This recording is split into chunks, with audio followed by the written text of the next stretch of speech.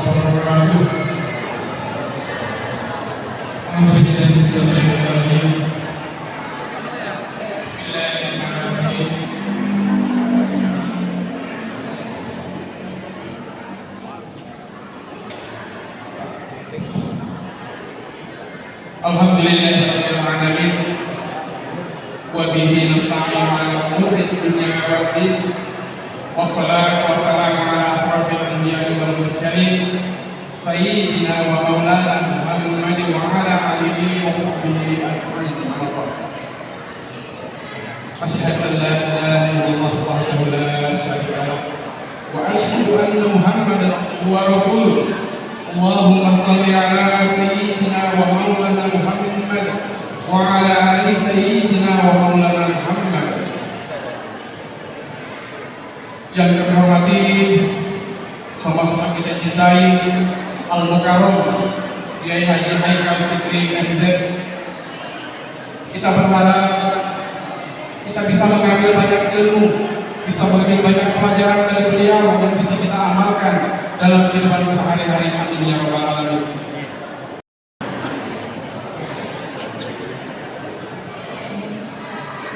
Assalamualaikum warahmatullahi wabarakatuh.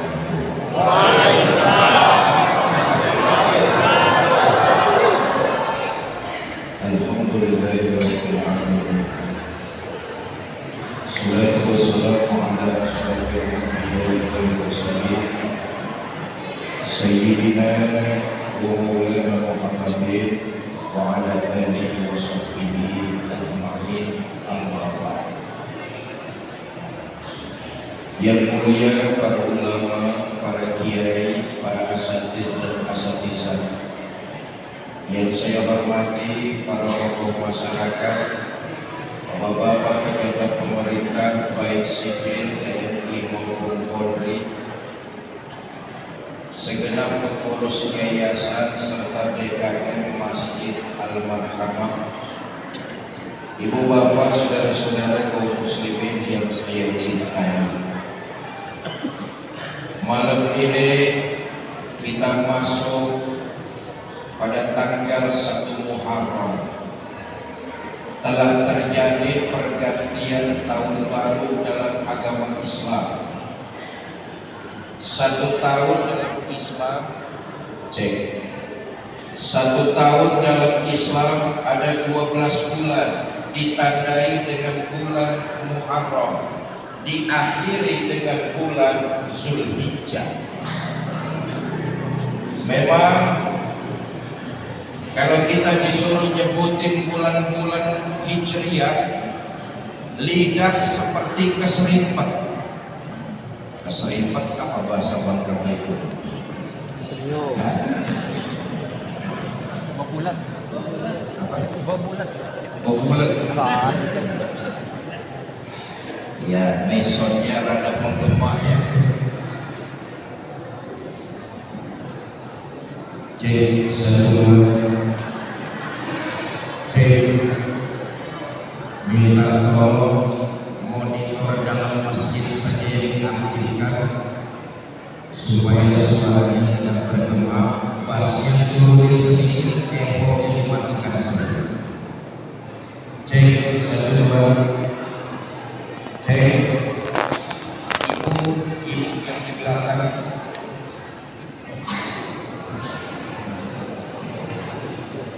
Cek satu dua. Tes satu.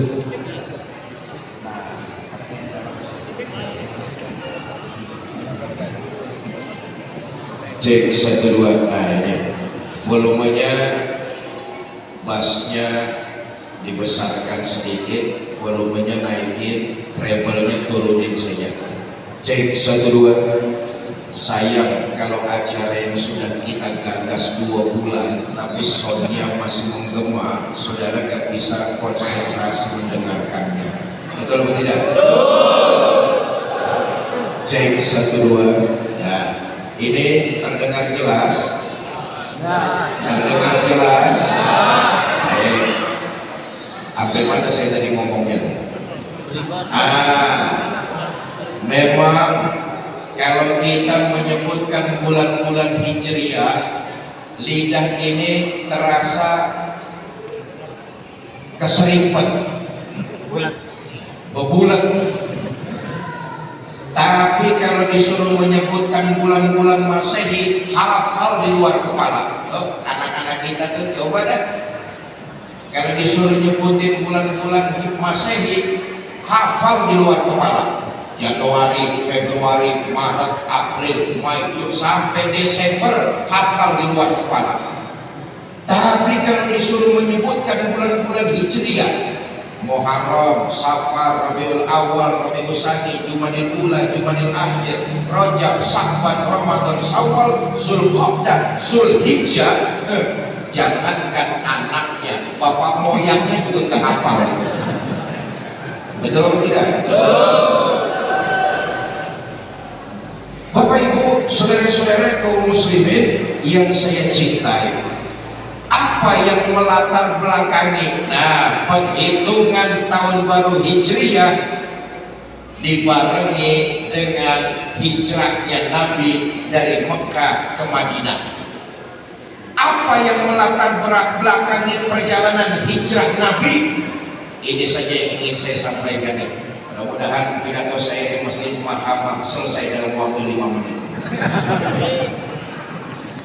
Pidato di Barat Belitung, pangkat tengahnya sampai jam berapa ini? Pagi.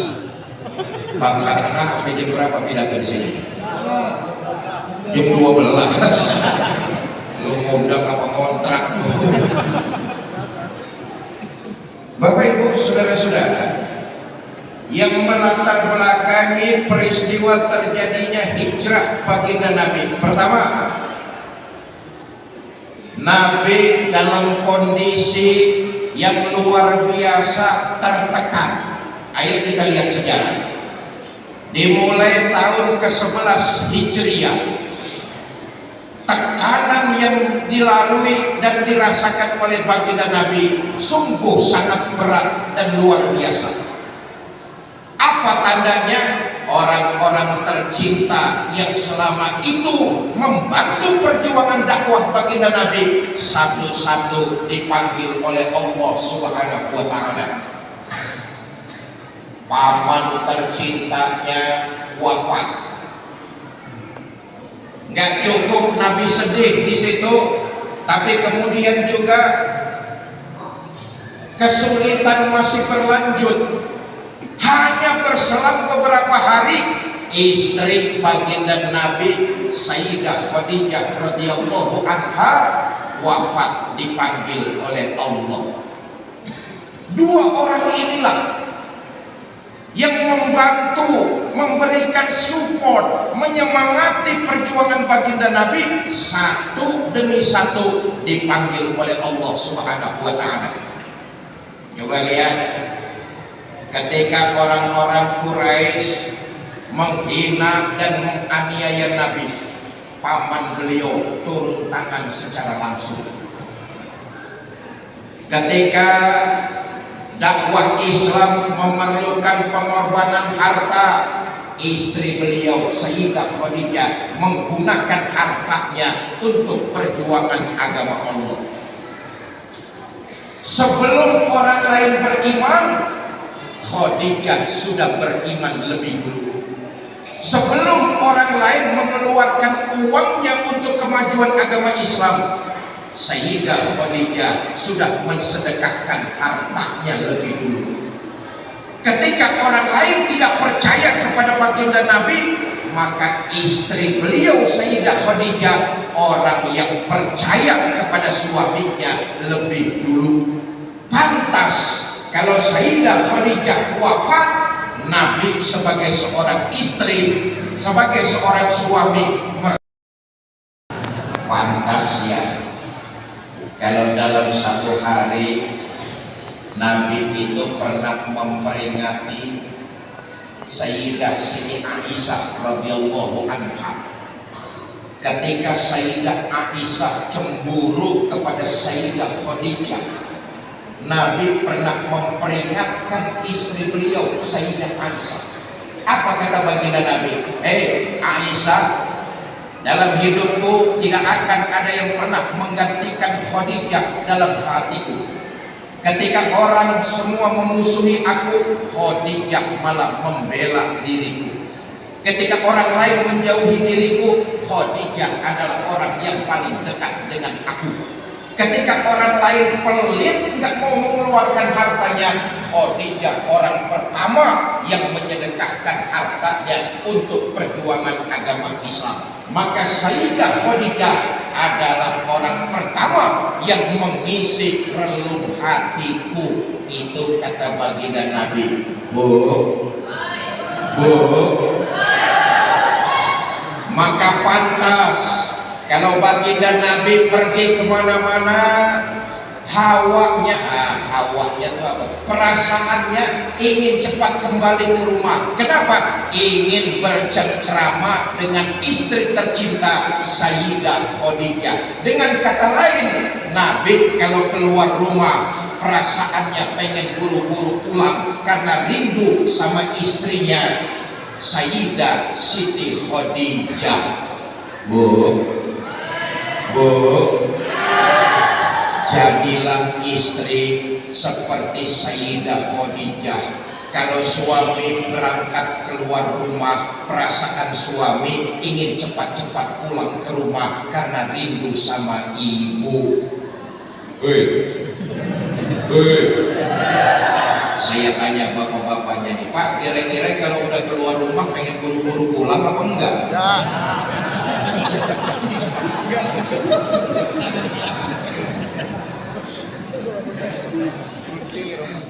Bapak ibu saudara-saudara kaum muslimin yang saya cintai, dua orang yang membantu perjuangan baginda Nabi dipanggil wafat oleh Allah Subhanahu wa taala. Maka pantas ulama mengatakan tahun itu disebut Amul Husni, tahun kesedihannya baginda kita Nabi besar Muhammad. Enggak cuma orang-orang tercinta beliau yang dipanggil oleh Allah, tapi kita lihat sejarah mencatat di akhir periode Mekah, intimidasi kepada baginda Nabi makin meningkat. Bahkan puncaknya Nabi sudah direncanakan untuk dibantai, dihabisi, dihilangkan nyawanya. Nah inilah yang melatar belakangi salah satu peristiwa hijrah. Ayo kita lihat sejarah. Saudara, ketika perintah hijrah turun, kabar ini didengar oleh orang-orang kafir Quraisy. Satu malam mereka mengadakan rapat di satu tempat yang disebut Darun Nadwa. Hadir pemuka-pemuka kafir Quraisy. Yang mimpin rapat langsung Abu Jahal. Kata Abu Jahal, saudara-saudara, bagaimana ini? Muhammad dan pengikutnya kita siksa sudah, kita teror sudah, kita bantai juga sudah. Tapi nyatanya sekarang sebagian sudah pada hijrah ke Madinah. Ini bertanda Islam akan besar di Madinah. Bagaimana cara kita mengatasinya? Dari belakang ada yang menjawabin Abu Lahab. Kata Abu Lahab, saya bilang juga apa, Muhammad dari dulu bunuh aja. Kata Abu Jahal, soal ngebunuh sih gampang bro. Udah dengerin aja apa. Soal ngebunuh sih gampang, tapi kan Muhammad bukan keluar dari batu. Dia punya keluarga. Nanti kalau keluarganya nuntut balas, kita bagaimana? Kata Abu Lahab, gampang lah itu. Kita ini orang Quraisy punya banyak suku. Masing-masing suku punya preman. Nah, preman bahasa Bangka Tengahnya Preman sama ya. Bandit. Bandit lain. Preman. Kita ini orang Quraisy punya banyak suku. Masing-masing suku punya preman. Kumpulkan premannya, sama-sama bunuh Muhammad. Nanti kalau keluarganya nuntut balas, mereka akan berhadapan dengan semua suku yang ada di bangsa Quraisy. Kata Abu Jahal, wah idenya Abu Lahab bagus juga. Bagaimana saudara-saudara? Setuju apa enggak? Peserta rapat serempak menjawab, setuju. Baik, kata Abu Jahal. Mulai kapan kita bunuh Muhammad? Lagi-lagi Abu Lahab memberikan ide. Tak usah lama-lama, besok malam saja kita bunuh Muhammad. Kata Abu Jahal, oke, besok malam kita bunuh Muhammad. Tapi yang hadir rapat malam ini jangan sampai membocorkan keputusan rapat kita. Siapa yang membocorkan keputusan rapat, maka akan dikenakan sanksi. Bagaimana? Setuju? Setuju. Baik, rapat selesai, silakan bubar. Selesailah rapat, bubarlah peserta malam itu. Kembalilah mereka ke rumahnya masing-masing. Karena rapatnya sampai tengah malam, di rumah ditanyain sama istrinya, Pak, rapatnya kok malam betul, Bapak rapat apa rapet? Rapat Bu, besok malam mau ada pembunuhan. Pembunuhan? Iya. Siapa yang mau dibunuh? Muhammad, tapi jangan bilang siapa-siapa ya Bu ya. Iya Pak, iya. Besok pagi istrinya belanja sayuran, ngobrol sama tetangganya. Jeng, ono apa Mbak Yu? Ngano loh Jeng, nanti malam ada pembunuhan. Pembunuhan? Iya. Siapa yang mau dibunuh? Muhammad, tapi jangan bilang siapa-siapa ya Jeng ya. Jeng Pak Yu, matur suwun. Ini tetangga ngomong lagi sama tetangganya yang lain. Yang lain ngomong lagi sama yang lainnya. Begitu seterusnya. Dan hampir sesiang itu sebagian besar penduduk Mekah sudah pada tahu kalau nanti malam mau ada pembunuhan. Tahu dari mana? Yaitu tadi dari gerakan jangan bilang siapa-siapa. Habis maghrib kota Mekah sepi. Selesai Isya makin sunyi, orang tutup pintu rapat-rapat, gak ada yang berani keluyuran di luar rumah. Hampir tengah malam masuk preman-preman yang disewa oleh Abu Jahal, ngepung rumah baginda kita Nabi besar Muhammad sallallahu alaihi wasallam. Malam itu rumah baginda Nabi dikepung, rapat pagar betis, rapat.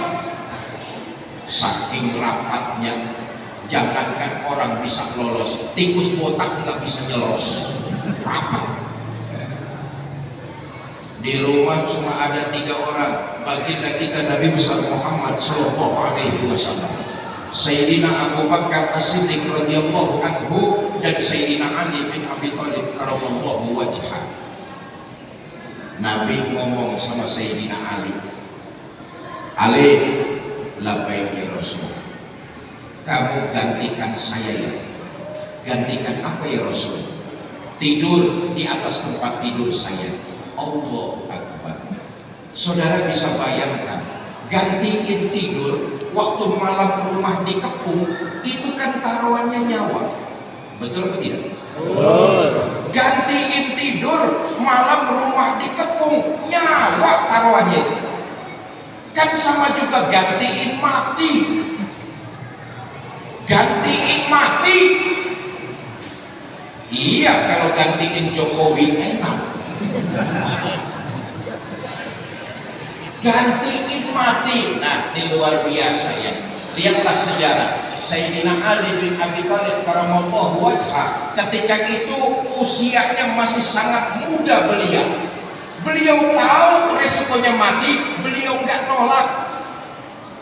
Jangankan berkorban tenaga, jangankan berkorban harta, berkorban nyawa akan kami siap lakukan demi kepentingan agama dan bangsa. Sayyidina Ali mengajarkan kepada kita, jangankan berkorban tenaga dan harta, apabila agama dan negara meminta, maka nyawa rela kita persiapkan berkorban di dalamnya.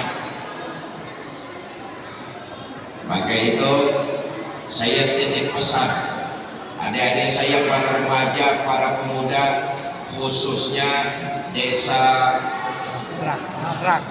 Terak, desa Terak, para pemuda, para pemuda, para pemuda,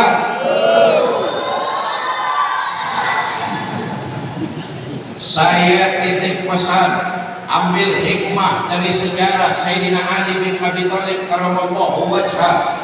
Jangankan berkorban tenaga, jangankan berkorban harta, berkorban nyawa, beliau lakukan demi sebuah nilai-nilai kebenaran. Karena itu saya titip pesan adik-adik saya, para remaja, para pemuda desa Terak, selama kalian berjalan di atas nilai kebenaran, majulah terus, pantang surut mundur ke belakang.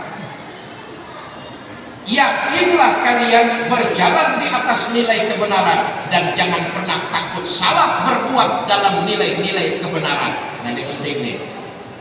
Jangan pernah takut salah berbuat dalam nilai-nilai kebenaran. Contoh, saudara baca Quran salah, itu masih lebih baik. Kalau saudara salah berbuat dalam kebenaran, itu masih lebih baik daripada saudara tidak pernah salah karena tidak pernah berbuat dalam kebenaran. Saudara baca Quran salah, itu masih lebih baik daripada saudara tidak pernah salah karena tidak pernah baca Al-Quran. Jelas ini? Saya dong baca Quran nggak pernah salah. Bacanya kapan? Nggak pernah. Karena itu adik-adik saya, para remaja, para pemuda, yakinlah berjalan di atas nilai kebenaran, maju terus. Janganlah pantang mundur surut ke belakang. Berjalan di atas nilai kebenaran, yakinlah banyak onak dan duri, banyak rintangan, hadangan akan datang melintang. Nabi sudah mencontohkan itu. Makanya saudara, dalam kehidupan kita bermasyarakat, jangankan kita berbuat salah, kita berbuat baik saja, pasti akan ada orang yang mencibir kita. Betul atau tidak? Betul. Karena itu saya lagi-lagi pesan adik-adik saya, para remaja, para pemuda, kalau kalian berjalan di atas nilai kebenaran, ada orang yang mencaci, mengkritik, menghina, jangan patah semangat lalu mundur lari ke belakang. Teruslah kalian maju. Biasa itu dalam kehidupan bermasyarakat. Jangan patah semangat kalau dihina, jangan lemah kalau dicaci, jangan mundur kalau dikritik. Anggap itu semua sebagai pupuk yang menyebabkan kita hari esok lebih baik daripada hari ini. Tapi maaf nih Pak D, wataknya manusia itu paling gak suka kalau dihina. Betul enggak? Betul. Wataknya kita nih manusia senangnya disanjung dan dipuja, nggak senang kalau dihina. Oh, kalau dihina marah luar biasa. Tapi kalau disanjung dan dipuja, naik kita memumbung tinggi ke langit. Padahal ketahuilah, sanjungan, pujaan, pujian sering membuat kita lengah. Pada akhirnya kita tidak waspada dan mawas diri. Walaupun watak kita senangnya disanjung dan dipuja. Nggak percaya deh, nanti selesai pengajian, saudara di jalanan ketemu perempuan cantik, saudara bilang, "Neng, kamu cantik deh." Mungkin itu perempuan cuma jawabin, "Ah, abang bisa aja." Walaupun jawabannya cuma "ah, abang bisa aja", saya yakin lubang hidungnya tetap saja pegang. Betul atau tidak? Betul. Karena itu watak kita. Tapi lagi-lagi sanjungan, pujian sering membuat kita lengah. Tapi sebaliknya, hinaan, caci maki, kritikan jangan membuat kita patah semangat. Jadikan itu cambuk, pupuk agar hari esok kita lebih baik daripada hari ini. Sayyidina Ali bin Abi Thalib karamallahu wajhah, apa jawab beliau? "Baik ya Rasul, saya akan tidur menggantikan Tuhan. Berangkatlah Tuhan hijrah fi amanillah." Allahu Akbar. Anak muda tahu resikonya mati, bukan cuma berkorban tenaga, berkorban harta, tapi berkorban nyawa untuk sebuah nilai-nilai kebenaran. Padahal saudara, kalau Sayyidina Ali mau nolak, jawabannya gampang. Misalnya, "Ali, kamu gantikan saya ya, tidur di atas tempat tidur saya." Kalau Sayyidina Ali mau nolak, jawabannya gampang. Apa kata Sayyidina Ali? "Ngapain saya ya Rasul? Abu Bakar aja yang udah tuaan dikit tuh." Betul apa enggak? Betul. Tapi beliau malah bilang, "Baik ya Rasul, saya akan tidur menggantikan Tuhan. Berangkatlah Tuhan hijrah fi amanillah." Abu Bakar, "Labbaik ya Rasul. Ayo kita berangkat hijrah. Nanti dulu ya Rasulullah, ini rumah dikepung oleh orang-orang kafir Quraisy. Bagaimana caranya supaya kita lewat nggak kelihatan?" Terjadi mukjizat. Nah, ini menggambarkan hikmah yang kedua, saudara. Jangan pernah merasa sendirian dalam berjuang di atas nilai-nilai kebenaran. Jangan pernah merasa kita ini sendirian dalam perjuangan. Jundullah, pasukan-pasukan yang Allah kirimkan akan membantu perjuangan-perjuangan kita. Yakinlah itu. Saat itu terjadi mukjizat. Apa mukjizatnya? Nabi mengambil segenggam pasir. Kemudian beliau membacakan ayat, "Wa ja'alna min baini aydihim sadda wa min khalfihim sadda fa agsaynahum fahum la yubsirun." Beliau tebarkan pasir itu. Preman kafir Quraisy ngepung rumah baginda Nabi. Posisi berdiri tegap siaga, matanya melotot, tapi Nabi dengan Abu Bakar keluar enggak lihat. Terjadi pertolongan Allah. Nah, Bapak Ibu, saudara-saudara kaum muslimin, kalau hijrah yang dilakukan baginda Nabi dengan orang-orang beriman, mereka meninggalkan kota kelahirannya Mekah menuju Madinah. tidak lain dan tidak bukan semata-mata hanya karena mempertahankan iman. Maka sekarang kita memasuki tahun baru dengan semangat meningkatkan kualitas iman.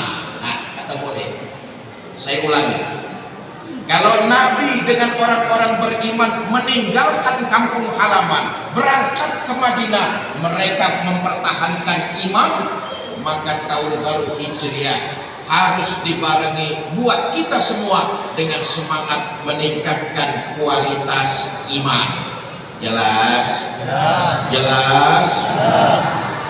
Saudara, hanya nilai iman ini sajalah. Masih gak kedengaran di belakang? Ibu, suaranya gak kedengaran di belakang? Dengar atau tidak? Oh, masih gak kedengaran kaitannya. Monitornya sudah dihidupkan ini.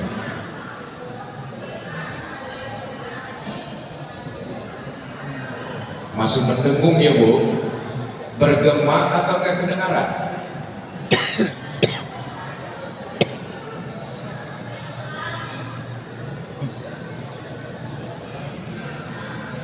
Ya, masih dicoba supaya ibu-ibu yang di belakang